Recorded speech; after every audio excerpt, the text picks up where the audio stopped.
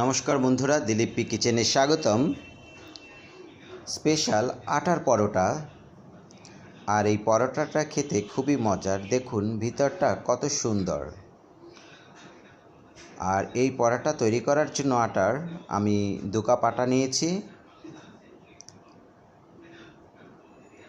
আর এই আটা আমি ভালো করে ছেনে নিব। আর আমি এখন ডো তৈরি করে নিব। লবণ দিলাম, ভালো করে লবণটাকে মিশিয়ে নিলাম। এখানে কোনো তেল ইউজ করব না, আমি অল্প অল্প জল দিয়ে আমি একটা ডো তৈরি করে নিচ্ছি। ঠিক যেভাবে আমরা আটার ডো তৈরি করি সেভাবে ডো তৈরি করে নিচ্ছি। তো বন্ধুরা, এখানে কিন্তু আমি একটু তেল ব্যবহার করিনি, ডোটা তৈরি করে নিয়েছি। আর এখন আমি এটা ঢাকনা দিয়ে দিলাম 10 মিনিটের জন্য।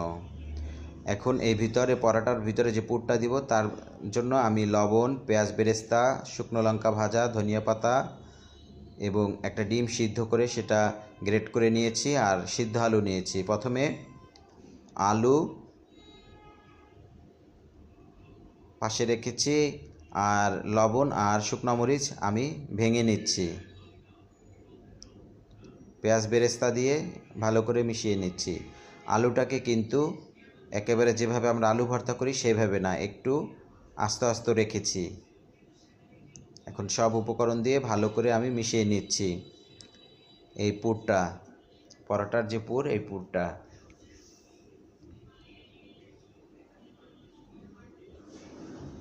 খুবই টেস্টি। এই পরোটা আপনারা চাইলে ময়দা দিয়েও করতে পারেন, কিন্তু আমি আটা দিয়ে করেছি। আর এখন সামান্য সরিষার তেল দিলাম। তেলটা ভালো করে আমি এই পুরের ভিতর পুরটাকে মাখিয়ে নিচ্ছি।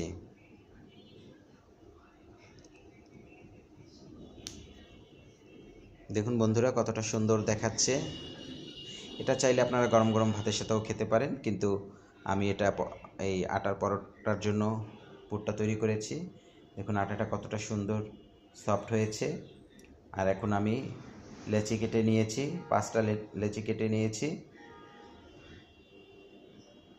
আর বেলার জন্য আমি অল্প একটু আটা ছিটিয়ে নিয়েছি এবং আমি বেলে নিচ্ছি।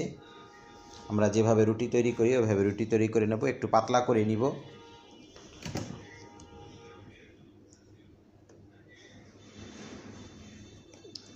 তো আমি রুটিটা বেলে নিয়েছি বন্ধুরা। দেখুন এই যে এইভাবে পাতলা করে বেলতে হবে, বেশি ভারী করা যাবে না। আর পাতলা করে বেললে তাহলে ভাজতে সুবিধা হবে, সব দিকটা সুন্দর হবে।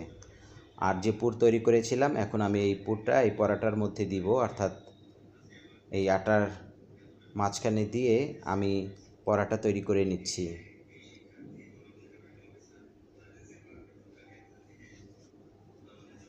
এভাবে সুন্দর করে দিয়ে একটু চামচ দিয়ে চেপে চেপে দিয়েছি।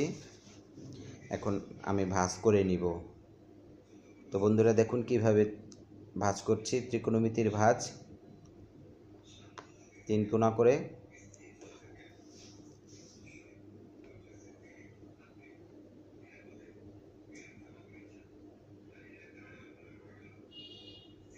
তো এইভাবে ভাঁজ করে নিতে হবে বন্ধুরা। দেখুন দেখুন কতটা সুন্দর হয়েছে শেপটা। এভাবে সবগুলো পরোটা আমি এরকম করে বেলে নিয়েছি। এখন আমি এগুলোকে ভাজবো।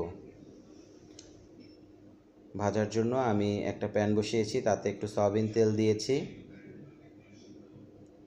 খুব বেশি তেল দেইনি, অল্প তেল দিয়েছি। এই তেলেই আমি সব পরোটাগুলোকে ভেজে নিব।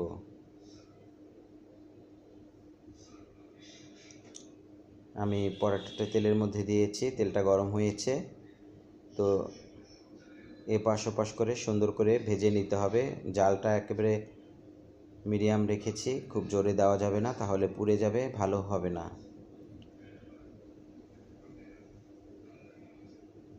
এভাবে ঘুরিয়ে ঘুরিয়ে আমি ভেজে নিচ্ছি।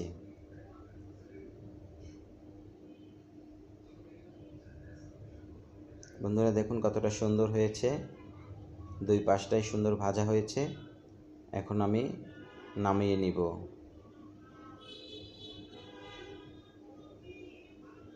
তো প্লেটে টিস্যু দিয়ে আমি কিচেন টিস্যু দিয়ে আমি এক এক করে ভেজে নামিয়ে নিলাম। তাহলে অতিরিক্ত তেলটা টিস্যুতে চুষে নেবে। তো বন্ধুরা, সবগুলো পরাটা আমার ভাজা হয়ে গেছে, দেখুন কতটা সুন্দর। একবার হলেও আপনারা এই পরাটা আপনাদের বাসাতে ট্রাই করবেন, আশা করি আপনাদের ভালো লাগবে। আর বন্ধুরা, এই পরাটা কিন্তু সত্যি খেতে খুবই মজার, খুবই টেস্টি। আপনারা বিকেলের নাস্তা বা সকালের নাস্তাও কিন্তু এটা ঝটপট তৈরি করে খেতে পারেন। এটা খাওয়ার জন্য এক্সট্রা আর অন্য কিছু লাগে না, এমনিতেই খাওয়া যায়। আমার শাশুড়ি মা এসেছে আর ম্যাক্স আর শাশুড়ি মা খাচ্ছে। তো বন্ধুরা, ভালো থাকুন, আর পরবর্তীতে আবারও দেখা হবে অন্য ভিডিওতে। আপনারা সুস্থ থাকুন, ধন্যবাদ। খুব মজা, খুব মজা, খুব খুব খুব খুব টেস্টি। বেশি করে আমার ভিডিওটাকে শেয়ার করুন।